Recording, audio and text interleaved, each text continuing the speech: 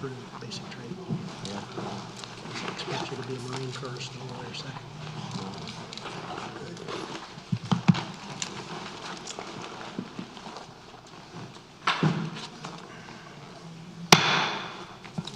Call this meeting to order. This is the Zebulon Board of Commissioners.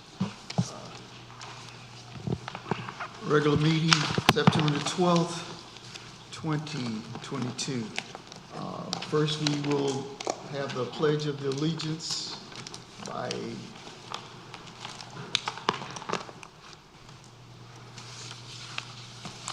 Commissioner Locks. Sure.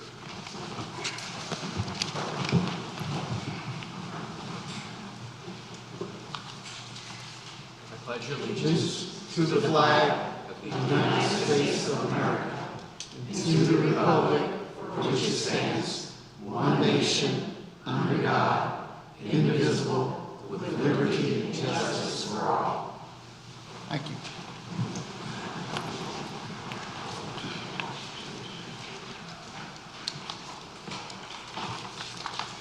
Let's see.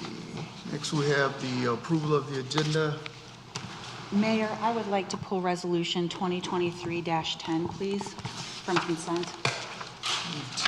2023-10. That will go under D, new business.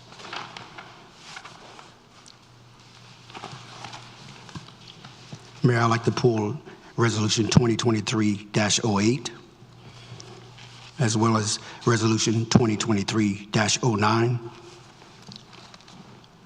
as well as 2023-11.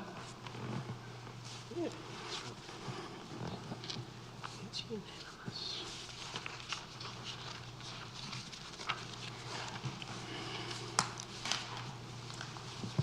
Are there any others?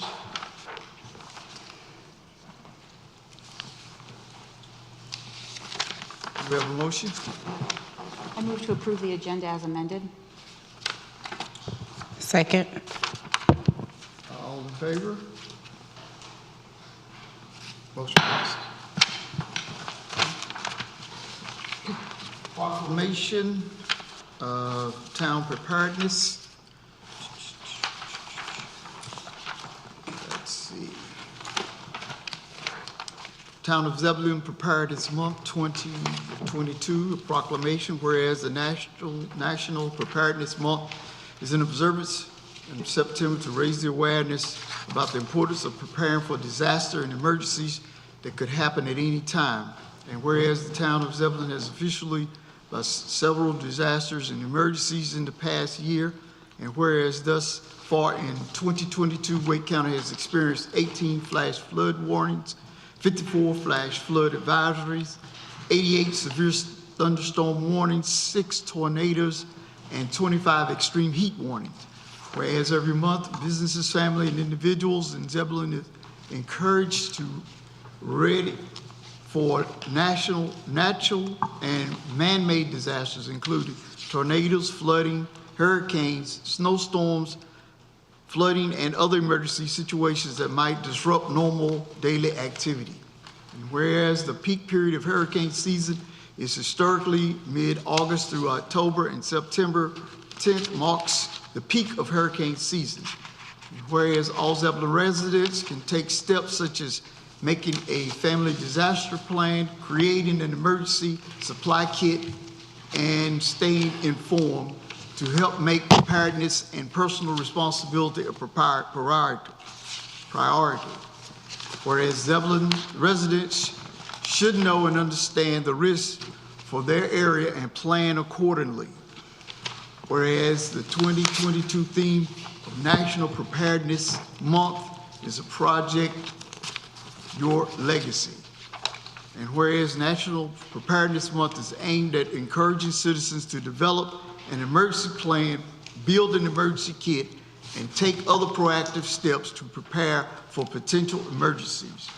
Now, therefore, I, Glenn York, Mayor of Zebulon, do hereby proclaim the month of September 2022 as Preparedness Month in the town of Zebulon, and we encourage all town residents to plan and prepare for weather-related and man-made disasters by assembling their emergency supply kits and updating their emergency plans and visiting the website www.townofzebulon.org/fire department. Adopted this 12th day of September 2022.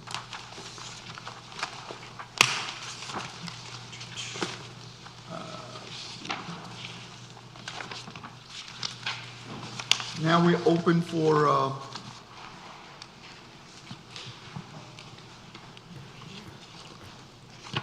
we have public hearing? Public hearing. Do we have anyone that signed up for the public hearing? The public hearing is, you would need to ask for staff to present, please. Okay.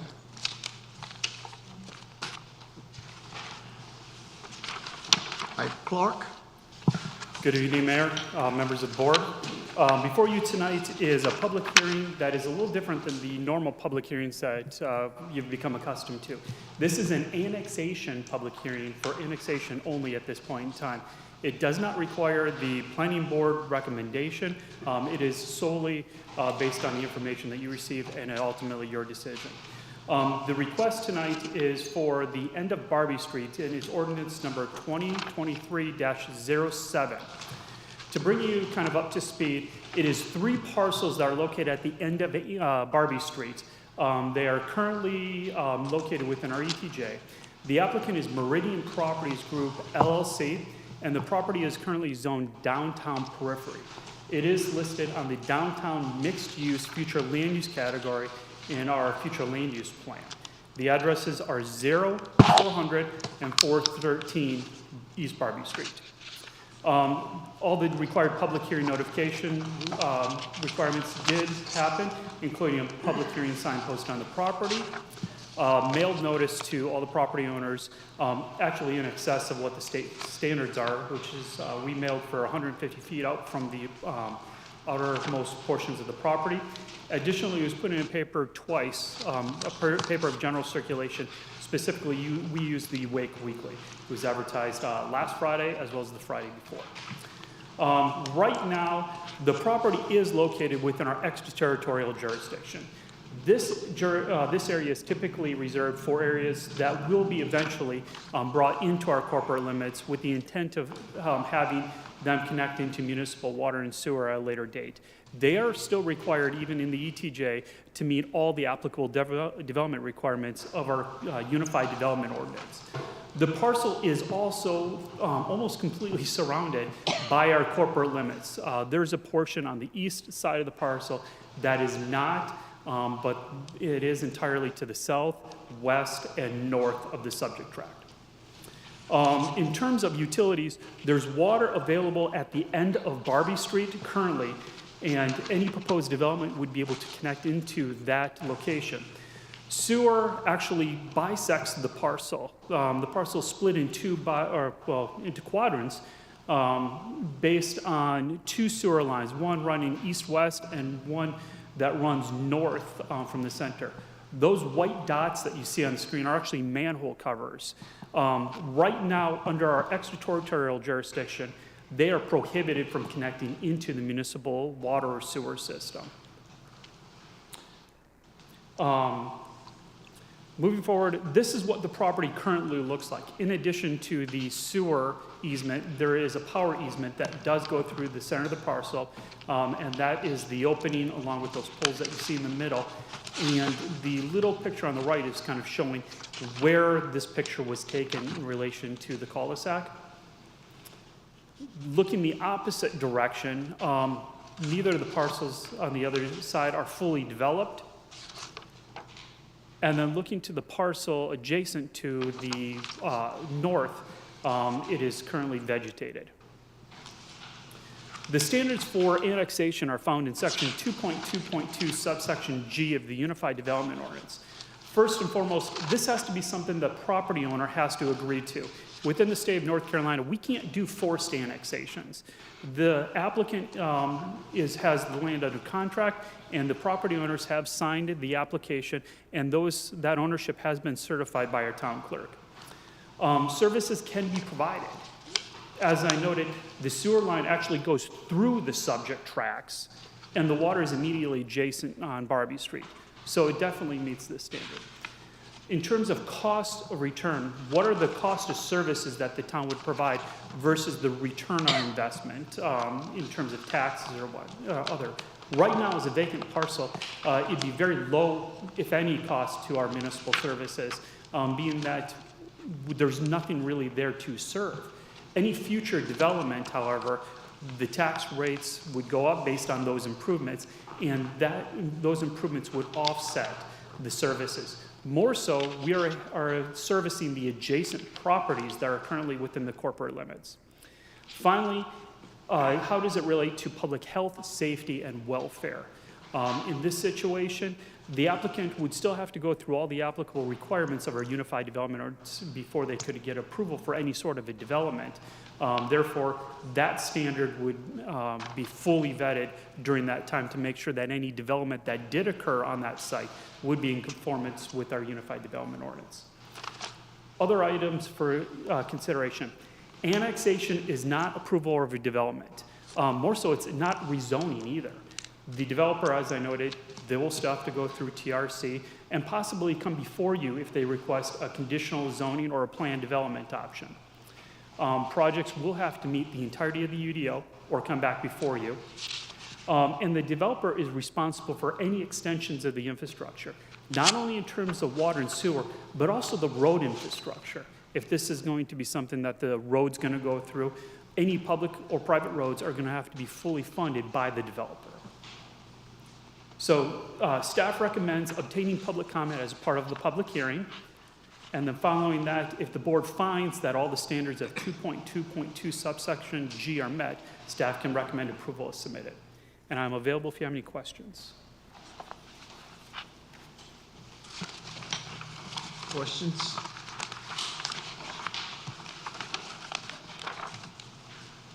Commissioner Laux? No questions at this time. None, right. None at this time. No questions. None at this time for me. So if the annexation goes through, am I understanding correctly that just the annexation will affect taxation values, or is that not true? That would be true in terms of the, we would be taxing the property. Right now, we do not. Okay. All right, thank you. One quick question for me. Is there a reason that in the documents that I look and read that the Meridian, they didn't sign the paperwork needed, the necessary paperwork? Would they have had to do that, or the previous owner had to sign that documentation? The owner of record that is found in the Wake County Recorder of Deeds is the determined party, and all of those have to match up. And our town clerk did a terrific job. There was actually a property ownership transfer where the old property owner had signed, and we sent it back to the applicant requesting revision of the application, and they provided the new documentation showing that they did own it. So do we have that on hand? I didn't see that in my packet. What are you looking? I'm looking for the documentation from Meridian shows the ownership. As of 8/2/22, they took ownership of the land that they purchased from Zero Barbie No, Street. that would not be in the packet. That is just what I look for when I am doing the certification. By certifying, I have certified that all those that have signed are of record. Well, to my understanding, they had the request, the annexation, correct me if Meridian did, correct? They're the applicant. Right, but I'm asking, do they currently own the land when we fill the documents out? We do have representatives of Meridian. That'd be a good question for them. Okay, thank you. Excuse me, you will need to come to the podium.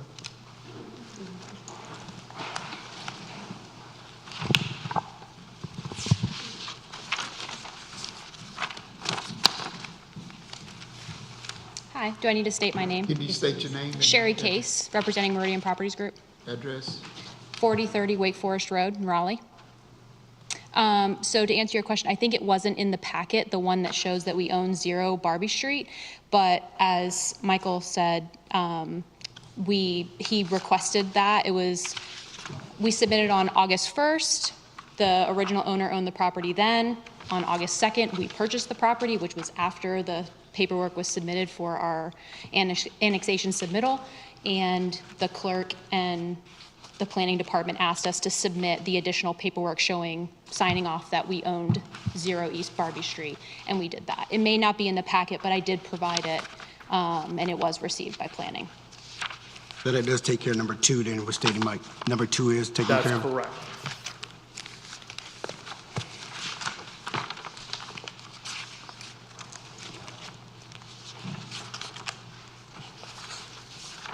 Do you have any other questions? Not at this moment. Any other questions? Thank you.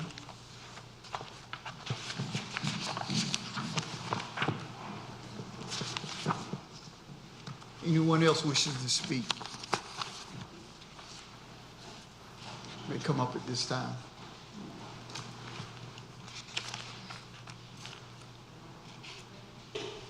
Mayor, could you ask for who would like to speak in favor and against Yeah. in that order, please?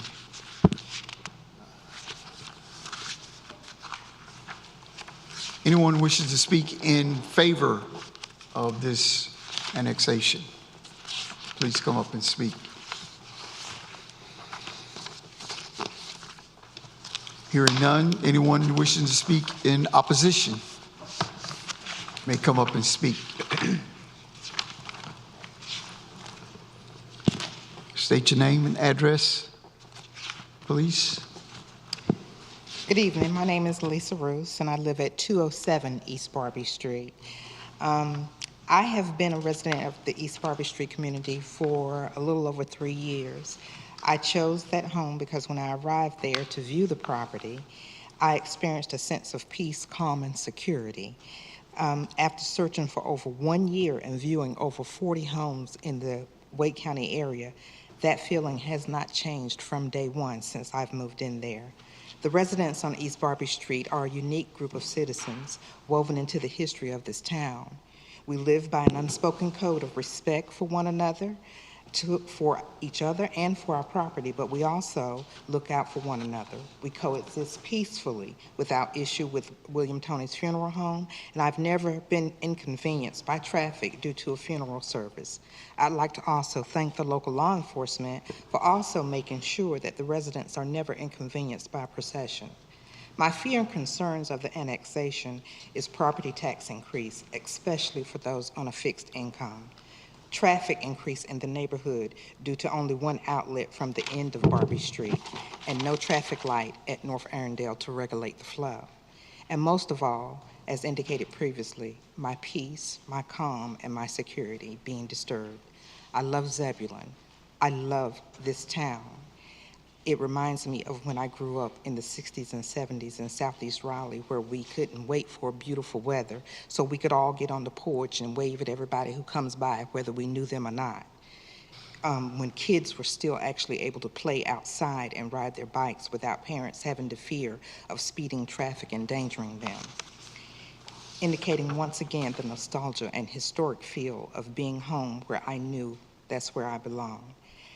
When the sun goes down, we all retreat inside for our peace, our calm, and our security.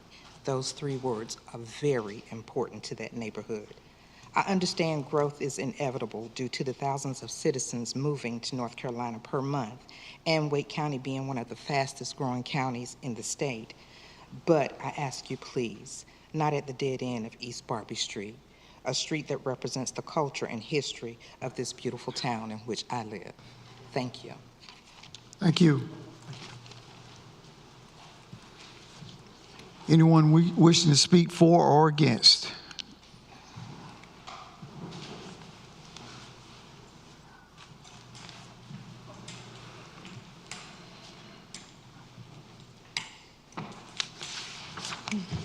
What's your name and address, please? My name's Diane Baker, and I live at 143 East Bobby. And I'm not going to get up here and repeat what she just said because everything that she said is right. We really don't need no apartment or houses down that end because the deals already in town already. We see deals. And if anything get construction down there, especially like this, the deer's not gonna have anywhere to go. Thank you. And it's already a problem in our backyard already. So I'm asking them, please don't have apartment or houses down the end down there that way. And if they do, let the traffic go out the other way, not coming on East Barbie Avenue. Thank you. Thank you.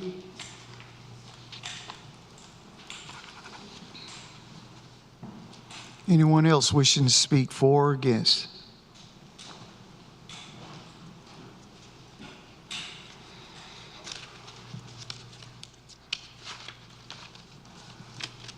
We'd like to thank those that came out to speak. And if there's no one else, we'll close the public hearing. This is to be considered at a later date. Thank you.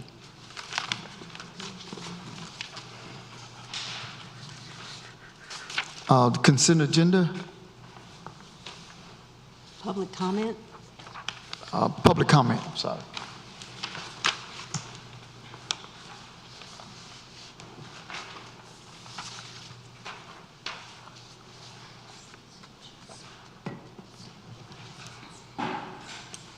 Okay. Ms. Rouse, I see you have signed up for public comment. Do you want to? No, we thought that we were signed up. Okay, and Ms. Baker also? All right. The next was Ms. Moore? Okay. Scott Carpenter?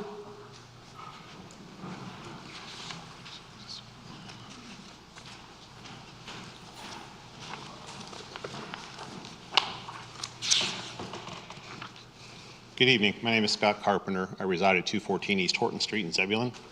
Preservation Zebulon is pleased to report that the Zebulon Historic District has been listed on the National Register of Historic Places.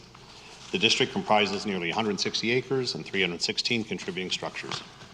With the historic district now established, and as we look to move forward, I would like to challenge you and all in our community to do three things. Number one, embrace the Zebulon Historic District. Celebrate it. Put up banners, install wayfinder and historic markers, pass a proclamation, promote it. But do not tear down, demolish, or bulldoze Zebulon's history, which brings us to two. Become a better preservation partner. How can you do that? First, support and preserve our town's history, all of it. Look to the citizens, businesses, and nearby communities for examples. Wendell has a museum now. Rollsville has the Little House Museum. Wake Forest has a historic museum. Preservation Rocky Mount has restoration workshops and architectural salvage. Wilson has a historical museum. All of those nearby communities have historic districts. Their town staffs and elected officials serve in the local historic and preservation societies and commissions. History and town are intertwined. Seek out and support the Little River Historical Society and Preservation Zebulon. These organizations annually award local residents who exemplify the spirit of historic preservation in Zebulon. Seek out and nominate people for these community awards. Second, use the historic district for economic development. The town's application to join the NC Main Street program is on target for official designation next July. Main Street focuses on economic development in the context of historic preservation. Let's partner together to welcome businesses that are eager to reap the benefits that historic preservation brings. Update and create policy that allows the town to partner with preservation. Number three, understand the past. In a recent discussion that Mayor York and I had, he said the historic district process, quote, went sideways. We need to pause and reflect. Why did it go sideways? If you had to do it over again, would you do anything differently? Will past attitudes continue? I think you, the town, got and gave some bad advice. Why that happened is worth thinking about. We all have much more work to do. As we move forward, I encourage us all to do three things. Understand the past, become a better preservation partner, and embrace the Zebulon Historic District. I am proud that Zebulon has a historic district. Join me.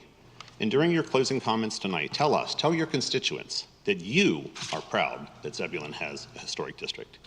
Have a successful meeting. Thank you. Do we have anyone that has comment online or streaming? No, sir.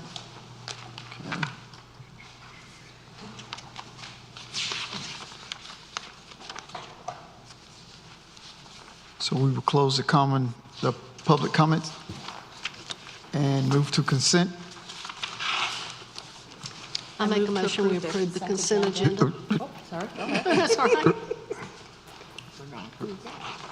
Commissioner Moore.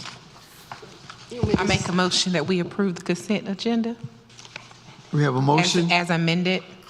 Second. and a second. All in favor? Motion passed. That's all right.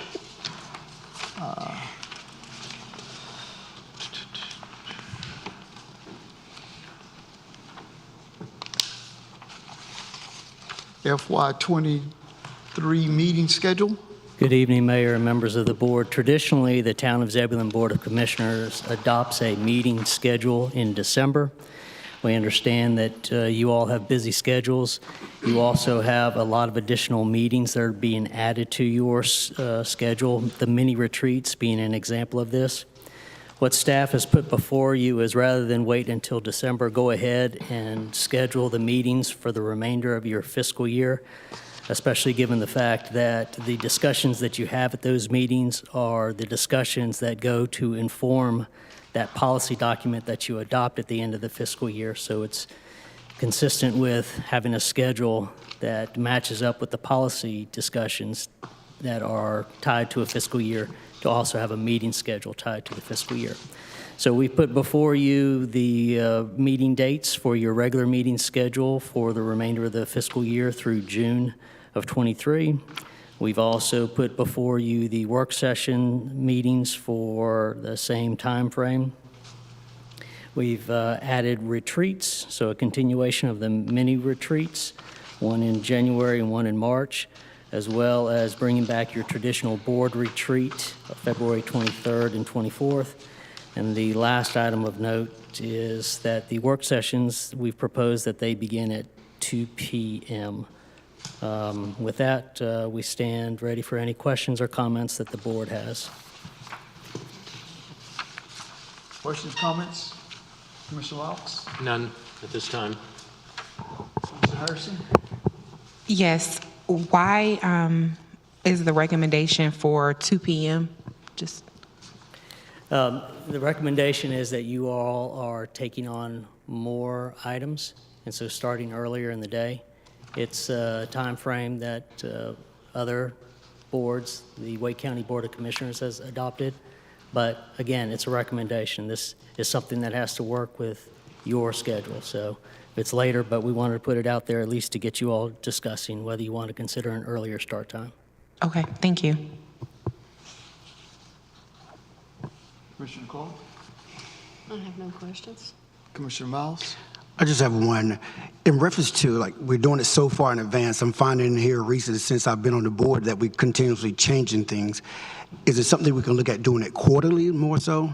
And then kind of like going from there? Because I've noticed here recently, I mean, we have incidents where we've planned so far out, it seems that we continue to have to change it. So I'm just trying to figure out if quarterly would work for us. Yeah, our recommendation is that you not do that. The recommendation would be establish a regular meeting schedule. So as an example, your regular meeting dates are, unless there's a holiday, the first Monday. Your work sessions are on the third Thursday. Your mini retreats are on the fourth Thursday.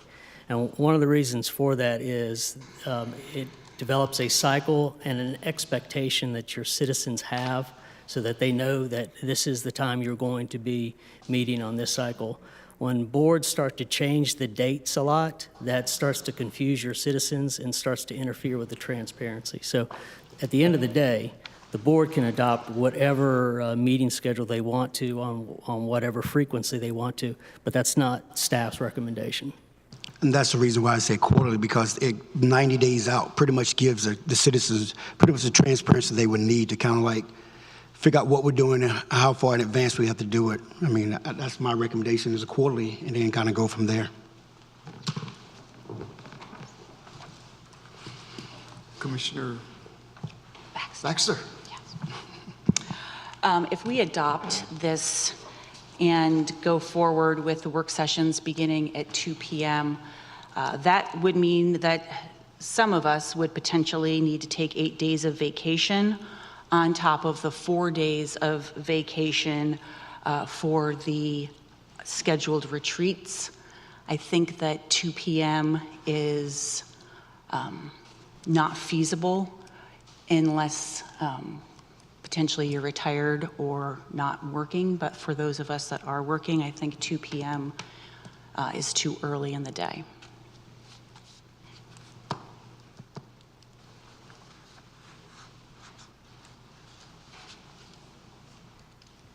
Comments, discussion? Commissioner Laux? I can make 2 p.m. work as I'll be retired next year. And we do have almost 8 months' notice, so you do have to kind of juggle your schedule. And the time. Commissioner Harrison? Oh, thank you. Sorry. 2 p.m. works for me as well. I'm able to adjust. I just wanted to get clarification on why we were moving it up so early, but it does work. Commissioner Clark? I'll go along with 2 p.m. also. Commissioner Miles? I'm fine with the 2 p.m., but just the quarterly, the only concern I have is just doing it so far out. I personally would like the more short span where we can kind of like adjust accordingly, because numerous times, like I said, since I've been on the board, we've had to change, and each time each one kind of had to adapt and overcome to somebody else's schedule, which I'm fine with, but if we can do it and we know that quarterly, it will work better for me personally. Commissioner Baxter? Well, I don't like the idea of meeting at 2 p.m. Okay.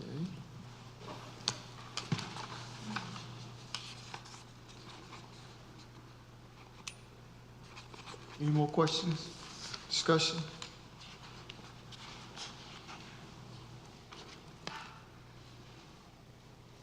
I guess we need a motion. I make a motion we adopt the 2023 meeting schedule. We have a motion. Do we have a second? A second. Discussion. Commissioner Laux?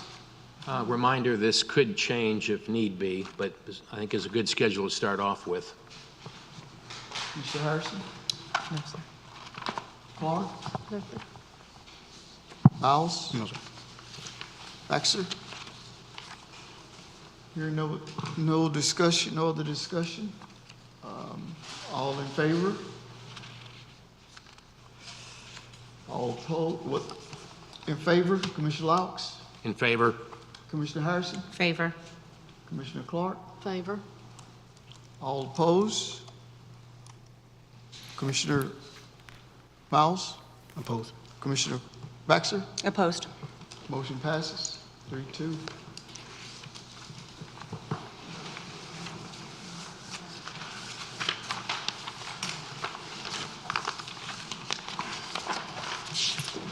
Next is the Christmas parade, Parks and Rec. Mr. Mayor?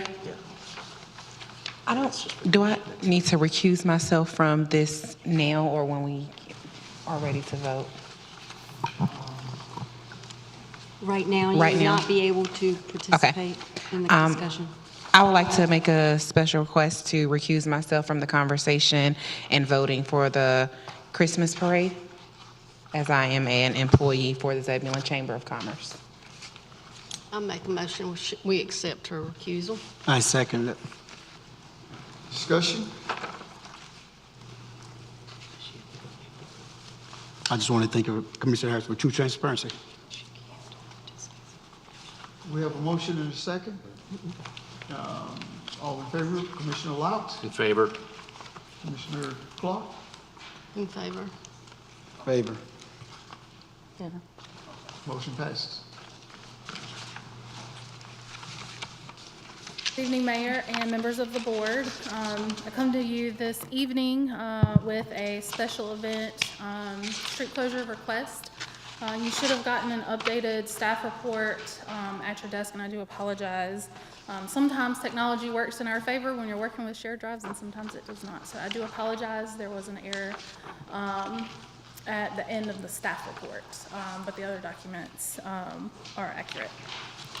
So to begin this evening, the Zebulon Chamber of Commerce has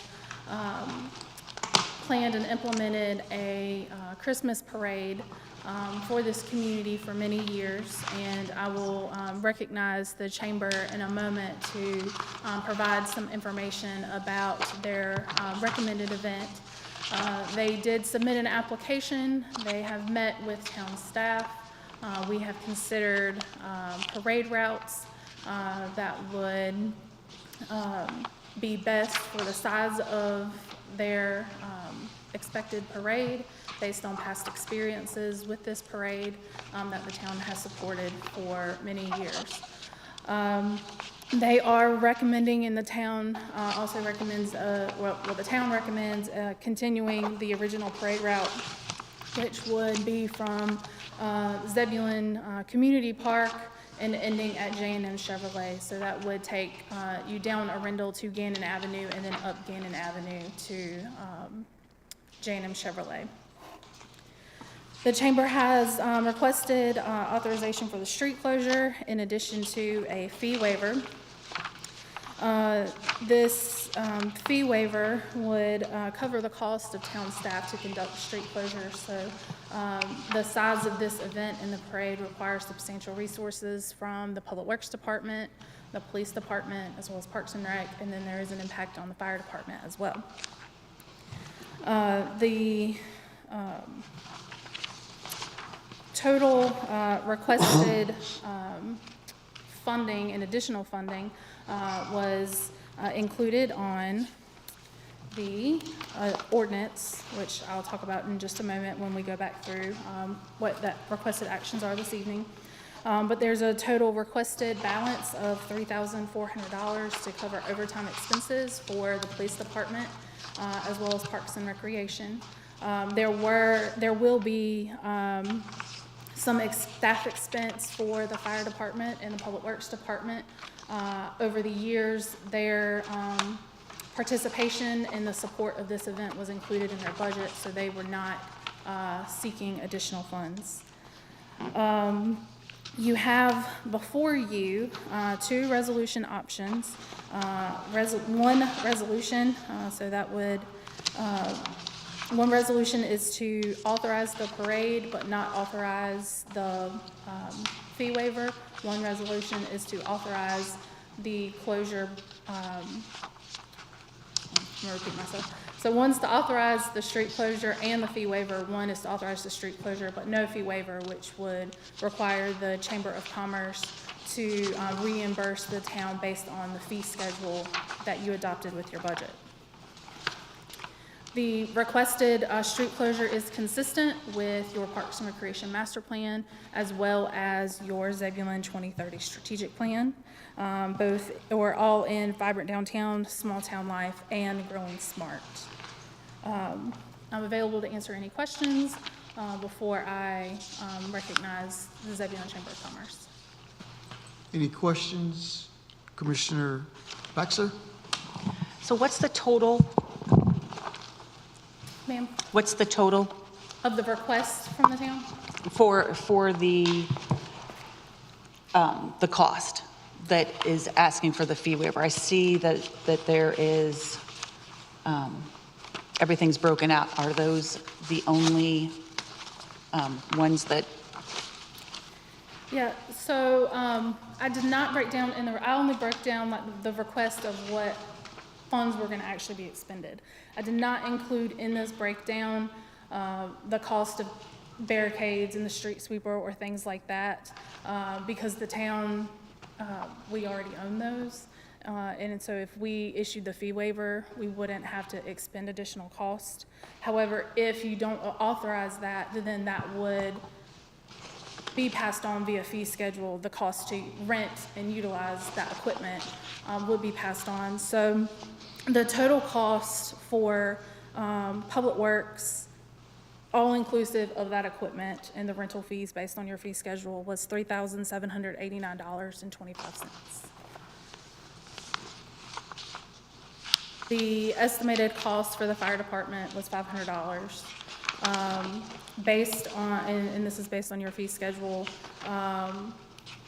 the off-duty cost to the chamber is estimated to be $2,730.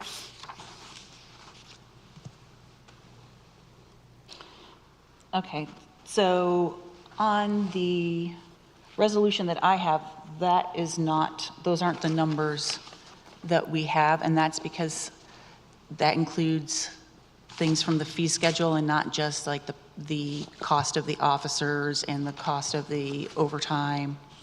Yeah, so maybe it helps if I start over. The ordinance that you're being asked is to appropriate funds for overtime for the police department and the Parks and Rec because they are not in our existing budget. The fire department and the public works department did budget it for this event because they have been doing it for many, many years. And so it was already included in theirs. But this request did not come before us when the Parks and Rec department or the police department submitted our budget for this fiscal year. We did not include it in our budgets. So the ordinance with the budget appropriation is just to cover the expenses that we don't currently have in our budget to support an overtime costs for this event. Okay. Under the public works estimate, it says equipment rental. Is that the barricades that you were talking about that they would have to rent if it wasn't included, if there wasn't a fee Correct, waiver? yes. Okay.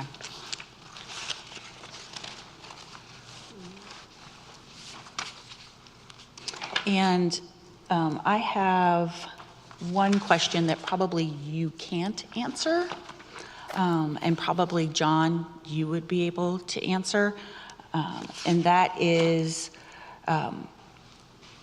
what is the anticipated revenue from the spots that you are selling for the parade floats, et cetera? Let me see here.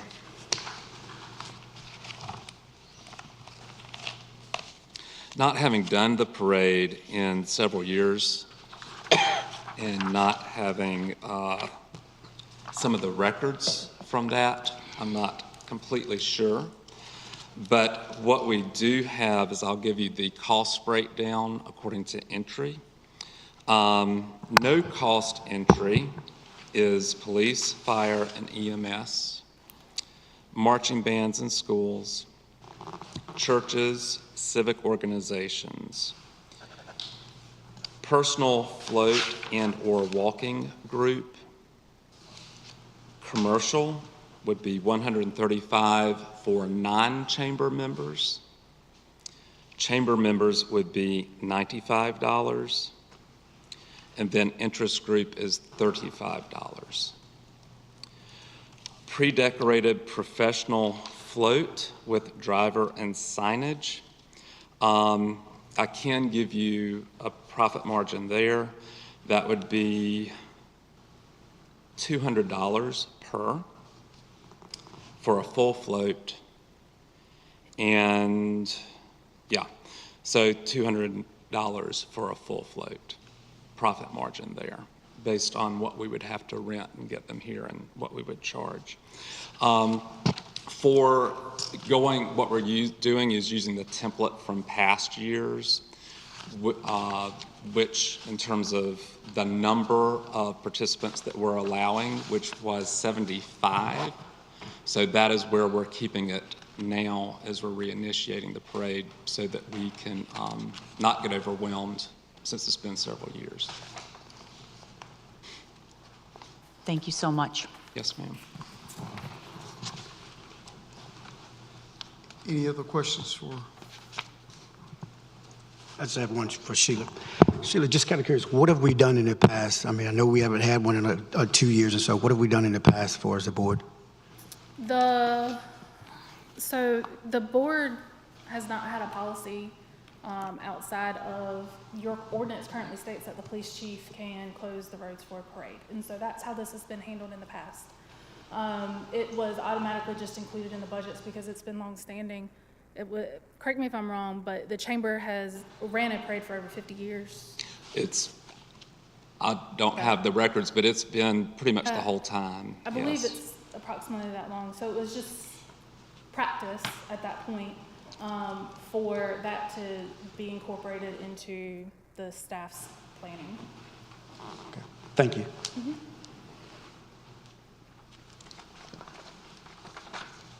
Commissioner Clark? Any questions? Harrison? Commissioner Laux?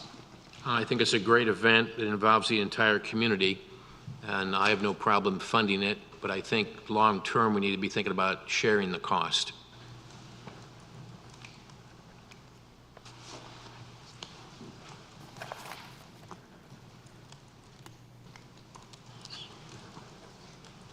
Would you like a motion, Mayor? I wanted to see if Ms. Long had any other comments. Yeah, so this evening you have two things before you. The first order of business is to adopt a resolution to close your streets and for us to enter into agreement with the Chamber of Commerce. The second piece of business for you would be to adopt the ordinance to allocate funding for overtime.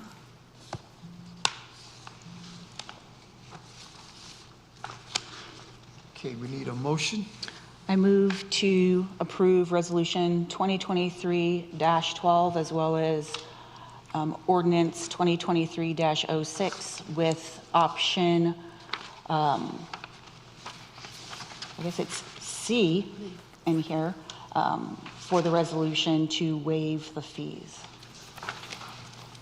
Second. I second. We have a motion. Now, do we have a second? I second. Discussion? Commissioner Laux? Commissioner Harrison? Great event. Oh, Commissioner Harrison? Commissioner Clark? Just one quick question for me. What would the tree be located at this year? Kind of curious. We're doing the Christmas tree lighting. Where would it be located at? I know, but I'm just kind of curious. Downtown, it has traditionally been placed at the intersection of Sycamore and Arundel at Dallas Pierce Realty. Okay, thank you. Commissioner Baxter? We have a motion second.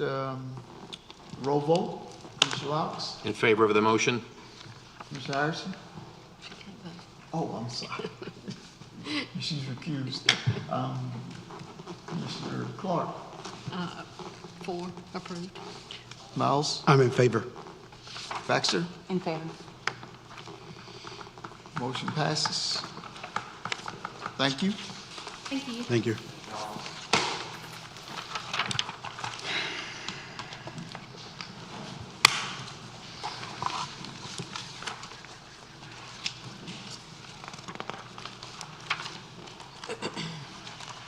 Mike Clark? Once again, good evening, Mr. Mayor.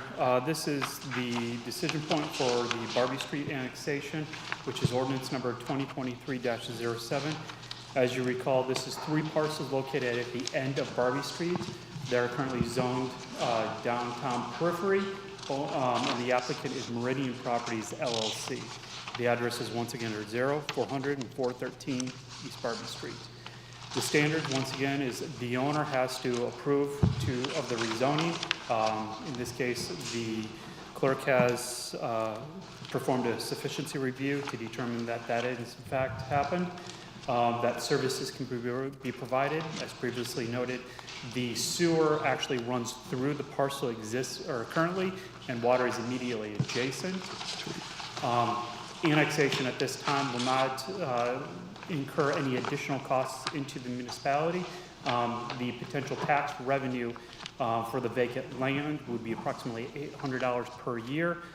Any future development would be taxed based on the cost or the taxable assessed value of that cost for the particular development. Finally, the proposed annexation would have to be in keeping with the health, safety, and welfare of the general public within the municipality. Other items for consideration as a reminder, annexation is not approval for development. They will still have to go through the development regardless of what their proposed application is and meet all the applicable regulations of the UDO. In the event that they do not meet the details of the UDO, they would have to come back before you with a conditional zoning request or a plan development request. And then the developer is responsible for any extension of the infrastructure, including water, sewer, streets, sidewalks, anything along that nature. Staff does recommend approval of the proposed annexation as presented tonight, and I'm available if you have any questions. Any questions? I just want one question for you, Mike, real fast. When I spoke to a lot of landowners that they purchased from, it was already kind of like development plans were already presented to citizens. Is that correct, or am I not to understand that?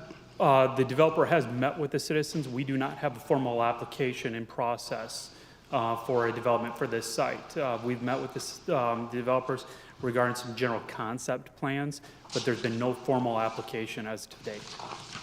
Okay, so you haven't received plans at all, I'm to understand. No formal plans or applications for development on this site currently. So what they showed the citizens is not correct? To my understanding, the citizen brought to my attention that planning or someone that kind of like presented plans to them, they were told that planning was already in the loop. So that was misinformation to the citizens, correct? We've met regarding preliminary applications, but we have no applications currently in the House. So which is it? We haven't met with the citizens or we have met with the citizens? Which is it for me, please? Staff has not met with the citizens. Okay. Staff has met with the developer. The developer has provided concept drawings to the staff. The developer has not provided any application as of today. Okay, thank you. And I would like for the town attorney to give us an interpretation on annexation.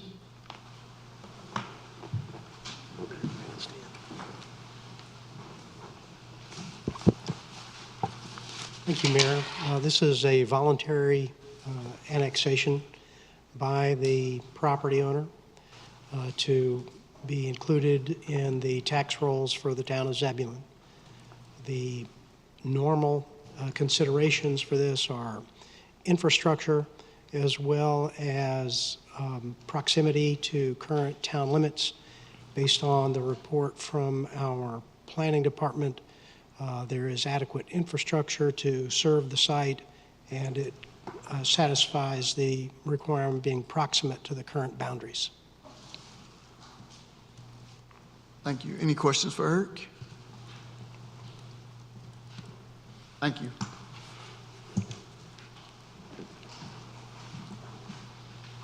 I guess we're ready for a motion. I'd like to make a motion that we table this until the 22nd retreat for further discussion, please.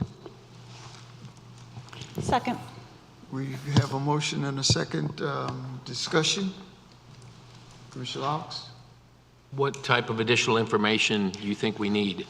I think there's some further details that need to be discussed for as like the process. Therefore, just in a quick second here, we have spoken to the citizens. We haven't spoken to citizens. We've presented plans. We haven't presented plans. So I think it's just something that we as a board need to sit back and really discuss and sit before we take into consideration the residents are currently there.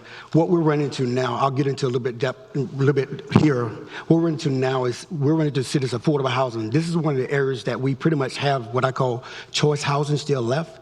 One of the areas that we currently have. What we need to do is really assess with plenty of development going on. Right now, before we go mess with current residents and we're pushing them out, whatever it may be, we need to sit back and discuss as a board what we're going to do with these people with our citizens, before we kind of approve this annexation, because the plans have already been written. I've seen the plans have been spoken about and shown. So what we need to do, it may seem as if they haven't, but they have been. There are plans that have been presented. So I really think we as a board need to sit back and assess what we're going to do before we annex this property in. Commissioner Clark? The Meridian has done everything correct and have met all the needs, answered all the questions. So really it's not about the housing or the development right now. We're just annexing the property. With that said, I definitely would. Oh, sorry. You got to be recognized, Commissioner Miles. With that said, I definitely still would like to make a motion to move this 22nd September just for further discussion. We have the motion and we have the second. We're in discussion right now. Commissioner Harrison? So just to be clear, Mike, this, I see in your notes that you say that this is not, that the notes say this is not development, this is not a development stage. But to be clear, would this be the first step in a possible development if that is where the owners were going? Would the annexation be the first step in developing this property for residential use? This would be the first step for pretty much any development whatsoever, including the construction of a single-family detached residential structure. If somebody were to construct a single-family home on this, we do have requirements that they connect into municipal utilities within 200 feet if it is available. In this case, it is within 200 feet. So in order to even construct a single-family residential dwelling on the site as it currently exists, it would require annexation. Thank you. Commissioner Laux? I'll clarify too, after the annexation, one of three things would happen. Number one, nothing. It's simply in city limits. Number two, they could possibly ask for some rezoning, which would come back to us. And three, if they decide to build, they would go through the UDO and/or could even do a conditional zoning, correct? So That is correct. One of three legs. Or a fourth, even a planned development, which would also come before this board for approval. Yeah, so tonight is nothing more than annexing the property. That is correct, sir. Mr. Baxter, Yes? do you have any questions, comments, discussion? No, I'm just always down for discussing further if someone on the board feels like they need to discuss it further. Any, Commissioner Miles? As just further discussion, I see. Okay. So we have a motion and a second. Have a roll vote. All in favor? Start with Commissioner Laux. In favor of postponing to the 22nd. Commissioner Harrison. Favor. Commissioner Clark. Not in favor. Favor to postponing to the 22nd. In favor. For postponement. Yes, that's what was the motion. Okay. Yes.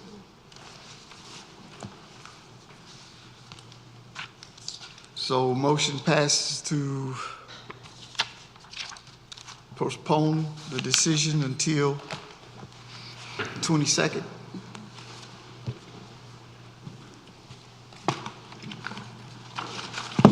Did we get a roll vote? Yes, you're good. Okay. Thank you.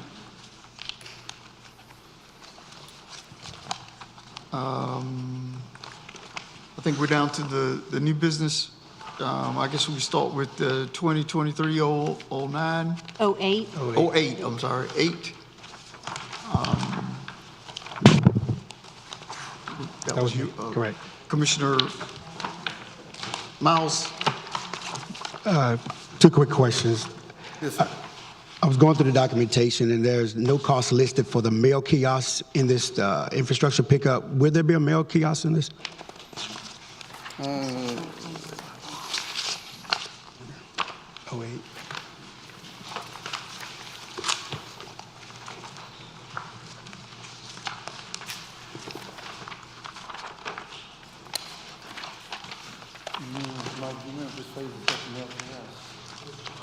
Oh, I got it. You got it?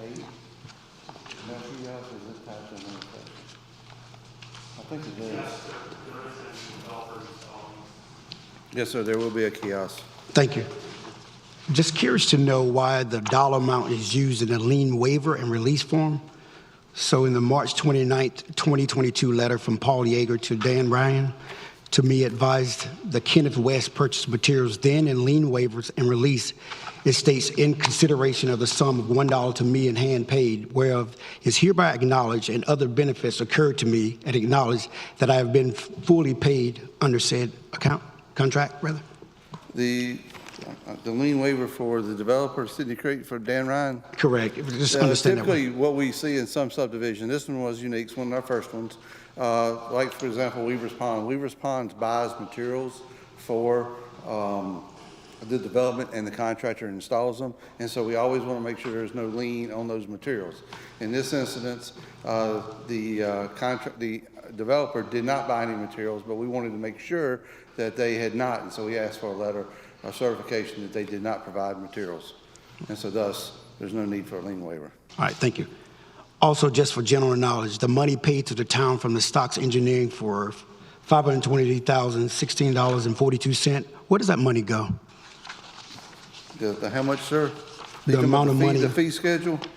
The fees that they paid for this project? The $523,016.42. They are broken out accordingly into inspection fees, development fees for impact fees, and et cetera. They have, Bobby accounts for them individually as they're billed, as you saw in the invoice. All right. But they go all straight into the general fund. For especially like, recreation impact fee or any other impact fee that can be appropriated for additional projects in the future. All right, thank you. Yes, sir. Any other questions for 2023-08?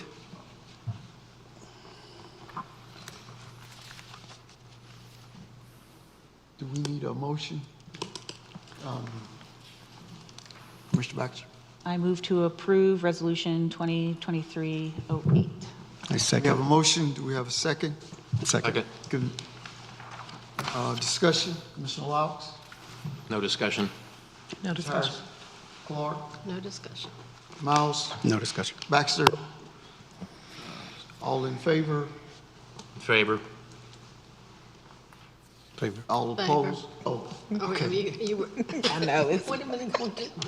All opposed? Motion passes. Thank you, guys. Next was 2023-09. Was that? That was me. That was yours? Okay. Commissioner Miles? Just one quick question. I have a question from a citizen, and I'll read it as quoted, please. It says, hello, Commissioner Miles. Is infrastructure accepted required before the builder and developer can proceed with the new phases of Weaver's Pond? Yes, sir. Basically, we accept infrastructure. Basically, it's this administrative process. We are basically, once I have all the documentation in for acceptance to bring to you, I then do work with the planning department and release them to sign plats. Once they sign plats, that's the individual lots, and then they can start taking building permits for each location. So basically, we administratively approve that we have all the documentation, they can sign plats, and then we come to you for formal acceptance of the streets and roadway. Thank you. Yes, sir. Any other comments, discussion concerning that resolution? You need a motion? I I'll make move a we motion. approve Resolution 2023-09 for Weaver's Pond Phase 5 roadway and storm drainage acceptance. Second. We need a second? Second. Discussion. Commissioner Baxter? Nope. Commissioner Miles? No. Mr. Clark? No. Mr. Harrison? No. None. All in favor? Motion passes. No opposition. Next was 2023-10. Commissioner Baxter? Thank you. So in order to have this grant application filled out, we are hiring a firm through a contract. Yes, ma'am. What is the cost of that contract, the value? $10,000. $10,000. And so we're paying them $10,000 just to write the grant application, and there is absolutely no guarantee that the grant is that we're going to receive any money. Yes, that's correct. But prior to entering into contract with this consultant, we sat down and worked with that consultant. As you see in my memo, that there's a grading system. We worked through that grading system and looked at our probability of potentially gaining the grant. We scored in the mid to low 80s, so we felt confident that we had a very competitive chance to put a project in front of this board, or the selection board, for funding and stuff. And with the shorthand of staff, we felt like, and the short time frame to submit the application, we needed some assistance from an engineer. We're also modifying our stormwater grant application a little bit from what you've seen to include some SCMs and some environmental features to make us a little more competitive. So one of the things they're doing is introducing those environmental features and updating cost estimates. So it's a little more than just filling out an application. So with this grant, it provides up to 100% funding, but there's a possibility that we'll receive partial funding through this grant? Yes, it's up to 100%, yes. They have, the selection board has this opportunity to give us 100% or something less. They could, I've seen previous grants, they want to spread money out and give more people, so it's opportunity, we may get 50%, 80%, but they can award up to 100%, and that's what we've asked for.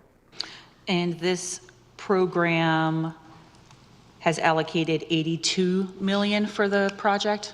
Yeah, they've allocated $82 million to stormwater projects, 57.4 is for construction, 24.6 is for planning type projects. The maximum grant application is $5 million.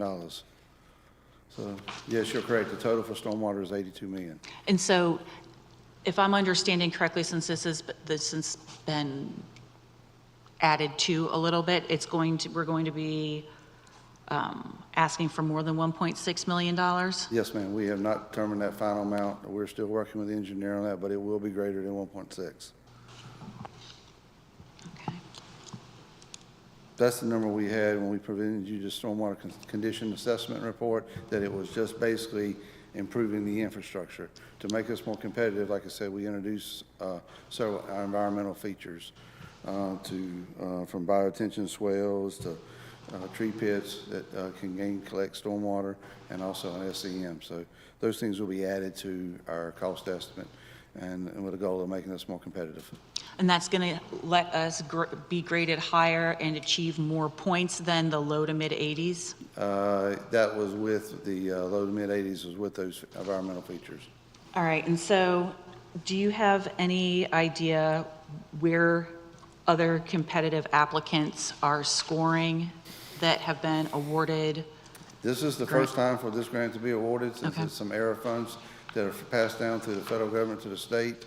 Our consultant who had worked on this and looked at some other communities that they're helping, they thought we would be very competitive.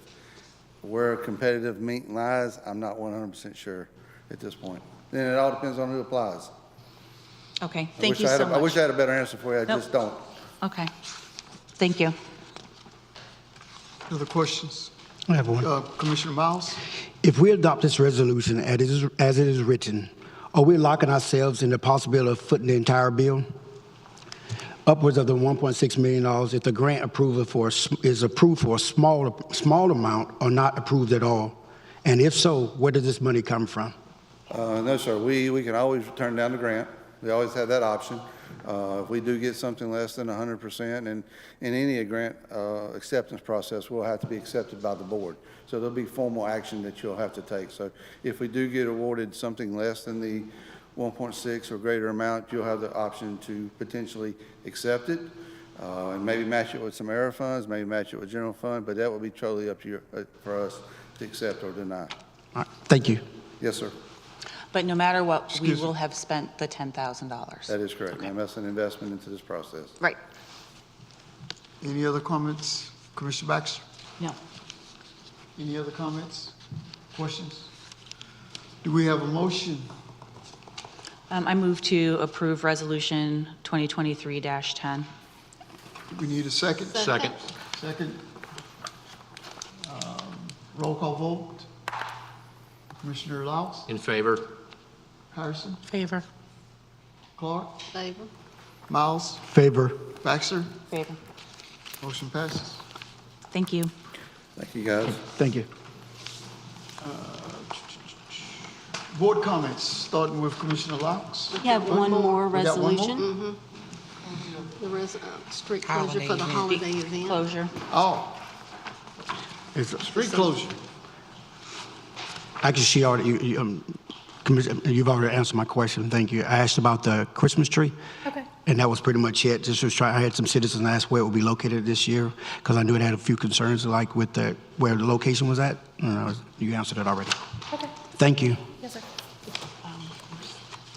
I'm sorry. We can still vote it, but What? Yeah, we need a motion. I make a resolution to adopt Resolution 2023-11. Second. We have a motion and a second. Discussion. Roll vote. Commissioner Laus? In favor? Harrison? Favor. Clark, Favor? Miles, Favor. Baxter. In favor. Thank you. Motion passes. Thank you. Now we'll move to Board comment. board comments, starting with Commissioner Baxter. Okay.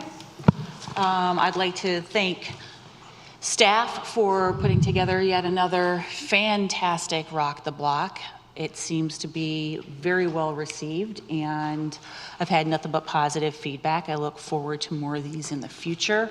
I think that we are absolutely heading in the right direction with these types of events. I would also like to wish the happiest of birthdays without me actually singing the birthday song to my very favorite fire chief in all of Zebulon, all of the United States, and that would be Chief Chris Perry. Thank you. Commissioner Miles. I'll read my comments. I really have to give a huge shout out to Sheila Long and all who have put on the Rock the Block series. If you missed the first two, mark your calendars now for Friday, October 14th, for the last one this season.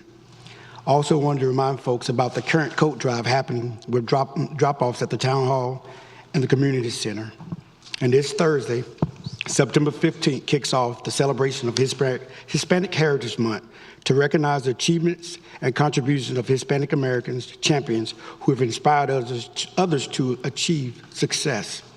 This Saturday, September 17th, is the Teen Talent Show, hosted by Empowered Citizens from 6 to 9. And as always, unity through community. Thank you. Commissioner Clark. I just want to say it was a great time out there at Rock the Block, so I look forward to more of them. Mr. Harrison. I would like to also say thank you to Sheila Long and everyone that put together Rock the Block. It was amazing. We had a great time, and I was able to hear my favorite song in person, so it was amazing. Thank you. And I would also like for us to take a moment and send our heartfelt condolences over to our neighboring town, Wendell, for the loss of a student at Wendell Middle School last week. Just offer our sympathy, our condolences to the entire community. We know that it takes longer than a week to move past something as tragic as that. And just to say to all of our parents, staff, faculty, administrators, educators, community stakeholders, to just be alert, to talk to our youth, to talk to each other, because sometimes we face things that we may not know how to handle. And so as we send our condolences to our neighboring town, just to remember to be kind and to be nice, just to be nice to one another. Thank you. Commissioner Laux. Quick items, ditto on the staff for Rock the Block, but I purposely stayed afterwards to see how clean the street was. And for those who didn't stay, there was no trash on the streets whatsoever. I want to thank the citizens and everybody who attended. We clearly are taking care of this town. Number two, a big thank you to Zebulon PD for their extremely rapid and excellent response to the social media post over the weekend. We've got a fantastic police department, so you get a chance, thank those guys. That's it. And Commissioner Miles, you also had Yes, another just one comment? quick. I just personally want to thank all the residents that came from Barbie Street tonight and voiced their opinion on the current annexation. Thank you guys for coming out. Thank you. I'd also like to thank everyone for coming out. Public engagement is important, and we appreciate your comments. I would also like to thank all the staff for the work they do for putting on those Rock the Block concert series. It's very much well attended and something that the town has been trying to push forward for quite some time. And also to comment about the current situation with our police department, a job well done on the expediency of that case. It's a difficult case, and we're grateful to have the staff that we have that can make sure everything is in place to expedite those kinds of circumstances, because it's all on the news today and it was all on social media this weekend. So my hat's off to them. So thank you. Manager Moore? Thank you, Mayor. Just want to give a preview to the community of what is proving to be a very busy September for the Board of Commissioners. Thursday, the September 15th, they'll have 3 items come before them. First is on the Main Street Program organizational structure. The Main Street America program facilitates downtown economic development through principles of economic vitality, design, promotion, and organization. Town of Zebulon has implemented a variety of programs in all but one of those approaches, which is organization. So you will have staff from the North Carolina Department of Commerce come before you and talk a little bit about the organizational structures that you can consider as your last step before full membership and designation as a Main Street community in North Carolina. Second topic is development review process modifications. The development proposals submitted to the board have increased significantly in their volume, in their magnitude, and their complexity. At the same time, the town has implemented more sophisticated policy documents to guide the review of these development proposals. The Grow Zebulon Comprehensive Land Use and Transportation Plan being an example, the Play Zebulon Parks and Recreation Master Plan being another example. To better utilize these documents in the review of development proposals, staff will present a modified approach to Zebulon's traditional review process, chiefly the elevation of the Parks and Recreation Advisory Board as another level of review, and a more focused public hearing instead of the traditional joint public hearing. Planning Board will retain their role in the review of the process, but instead the board will have an exclusive public hearing for development proposals in the future. And then the third is police strategic plan. So during the work sessions this past spring, as a way to prepare the board for the adoption of their FY23 budget, staff presented a series of what was called the community assessments. And those were included foreshadowing of what each department needed beyond the upcoming fiscal year to serve the future town of 18,000, which is the anticipated population projection within the current decade. The police strategic plan is the first part in a series to provide the board with greater detail on the staffing, training, projects, and programming required to serve a growing and diversifying population in the coming decade. So that is on Thursday. Following Monday, you will have a joint public hearing, and then the following Thursday of next week, you will continue the very good conversation that you started last week on the mini retreat about prioritization of projects and programs. So I wanted to just give a teaser to the citizens, and that concludes the manager's report. Thank you. Any more comments, discussion? Do we have a motion to adjourn? Motion to adjourn. Second. All in favor? Motion, we adjourn. Thank you for that support.